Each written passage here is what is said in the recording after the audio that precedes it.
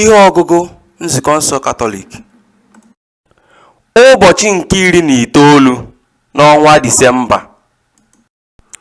Ihe ọgụgụ nke mbụ.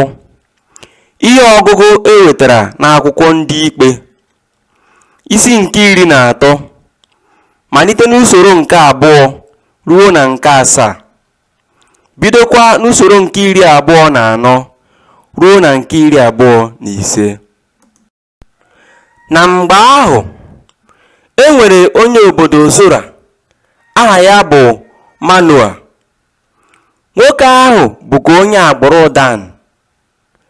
Nwunye ya bụ nwaanyị aga, mana mmụọ ọma o sebụrụ ụwa wee bịakwute nwaanyị ahụ sị ya, "Ị bụ nwaanyị aga na-enweghị nwa, ma n'oge a ị ga-atụrụ ime mụọ nwa nwoke.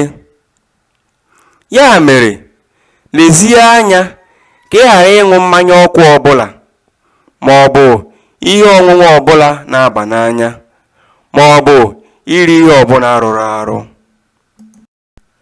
Mgbe ị mụtara nwa nwoke ahụ, agụba ọbụla agaghị aga ya n'isi, n'ihi na site n'ụbọchị a mụrụ ya, a ga-edoro ya Chineke nsọ ịbụ onye Nazaret. Ọ ga-amalitekwa ọrụ ịnapụta ndị Izrel n'aka ndị Filistia." Nwaanyị ahụ wee gaa gwa di ya sị, "Onye nke Chineke bịakwutere m. Ọ dị ka mmụọ ọma Chineke na-atụ egwu." Ajụghị m ya ebe o siri bịa, ọ gwaghịkwa m aha ya, mana ọ gwara m na m ga-atụrụ ime mụọ nwa nwoke.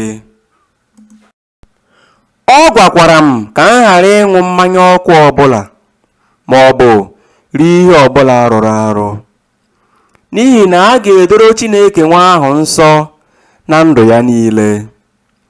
Nwaanyị ahụ mụtara nwa nwoke, kpọọ aha ya Samson.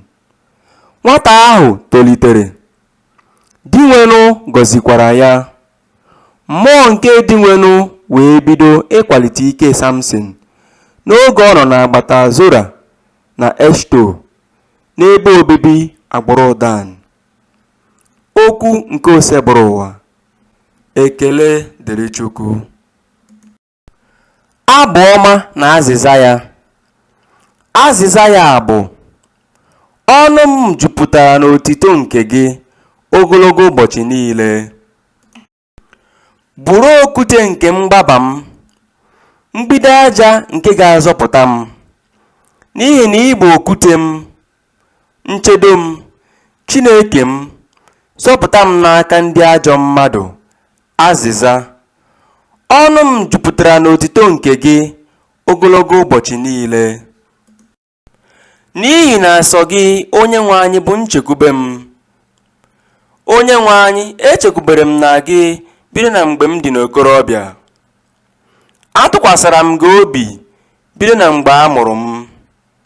Ị bụrị oke m site n'afọ nne m. Ọ bụ gị ka m na-eto mgbe niile. Azịza: ọnụ m jupụtara n'otito nke gị ogologo ụbọchị niile. Aga m abịa n'ike nke Onyenwe anyị, wee cheta ikpe nkwụmọtọ gị sọọsọ nke gị. O Chineke, ị kụziri m bido na nwata m. Aga m na-ekwupụta ọrụ ebube gị. Azịza: ọnụ m jupụtara n'otito nke gị ogologo ụbọchị niile. Mbeku. Aleluya, aleluya. Bịa, igodo nke David, mee ọnụ ụzọ alaeze gị dị ebebe. Mee ka ndị nọ na mkpọrọ nke ọchịchịrị nwere onwe ha. Aleluya. Ihe ọgụgụ nke a si n'ozi ọma dị asọ nke Luku dere, isi nke mbụ, malite n'usoro nke 5 ruo na nke 25. N'oge eze Herọd na-achị ala Judia niile, e nwere otu onye nchụaja aha ya bụ Zekaria. O so n'otu ndị oje ozi nke Abija. O nwere nwunye aha ya bụ Elizabeth, onye si n'agbụrụ Aaron onye isi nchụaja. Di na nwunye a bụ ndị ezi omume n'ihu Chineke. Ha na-edobe iwu niile na ụkpụrụ niile nke Onyenwe anyị na-enweghị ntụpọ.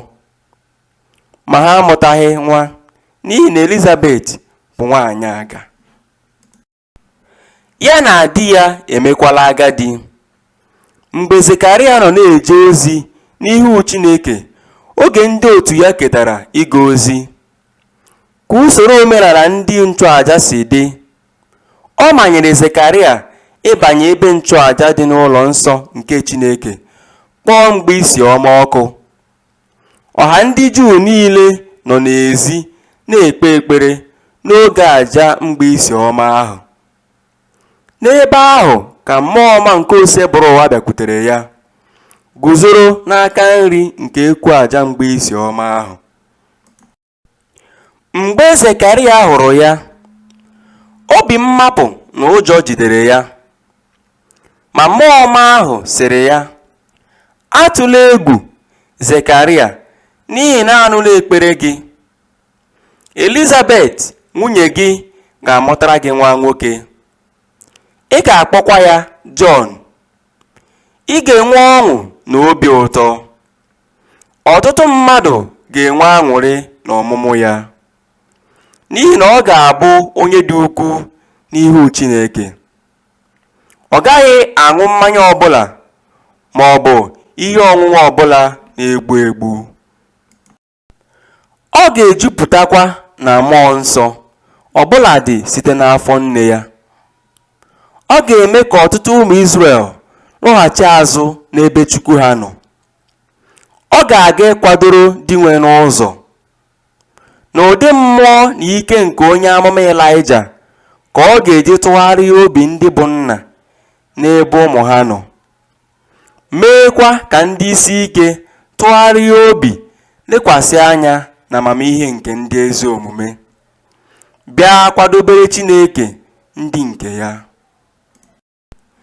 Zekaraya jụrụ mmụọ ọma ahụ sị, "Olee otu m ga-esi mata nke a? N'ihi na aghọọla m agadi, nwunye m akakwala nka." Mmụọ ọma ahụ zara ya sị, "Abụ m Gabriel, onye na-akwụ n'ihu Chineke. Ezitere m ka m gwa gị okwu ma wetara gị ozi ọma nke a. Lee, ị ga-ada ogbi, ị gaghị ekwu okwu ruo ụbọchị ihe ndị a ga-emezu, n'ihi na ị kwenyeghị n'okwu m, nke ga-emezu mgbe oge ha ruru."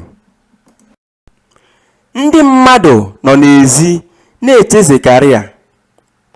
Ọ gbakwara ha gharị ihe kpatara o ji n'ọdụ ịpụta n'ikwu ụlọ nsọ. Mgbe ọ pụtara, o nweghị ike ịgwa ha okwu ọbụla.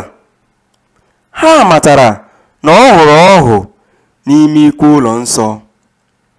O jiri ife aka na-agwa ha okwu n'ihi na ọ bụzi onye ogbi.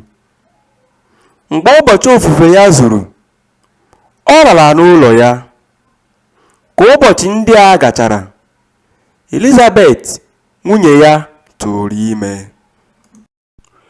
O zoro onwe ya n'ime ụlọ ọnwa 5, na-ekwu n'obi ya sị, "Ọ bụ otu a ka di nwenu si meere m ihe ọma n'ụbọchị o ji lee m anya ebere, iwepụrụ m ihere n'etiti mmadụ." Ozi ọma nke osebụrụ ụwa. Otito dịrị gị, Kristi.